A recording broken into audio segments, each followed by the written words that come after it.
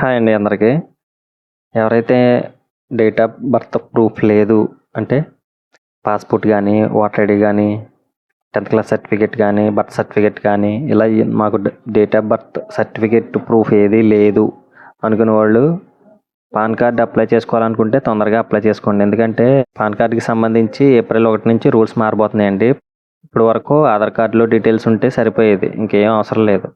ఇప్పుడు ఏంటంటే ఆధార్ కార్డ్‌తో పాటు డేట్ ఆఫ్ బర్త్ ప్రూఫ్ కోసం ఖచ్చితంగా వేరే ఏదో ఒకటి అడుగుతున్నాడండి. ఇప్పుడు చెప్పాను కదా! డ్రైవింగ్ లైసెన్స్ కానీ, 10థ్ క్లాస్ సర్టిఫికేట్ కానీ, birth certificate, passport, voter ID card ఇలా ఏదో ఒకటి అడుగుతున్నాడండి. తప్పనిసరిగా మీరు ఎవరైనా అప్లై చేసుకోవాలనుకుంటే 31 లోపు అప్లై చేసుకోండి. 31 లోపు అప్లై చేసుకుంటే మీకు డేట్ ఆఫ్ బర్త్ ప్రూఫ్ అవసరం లేదు. పాన్ కార్డ్ అనేది చాలా అవసరం అండి. ఇప్పటి రోజుల్లో బ్యాంక్ లావాదేవీలకి చాలా అవసరం.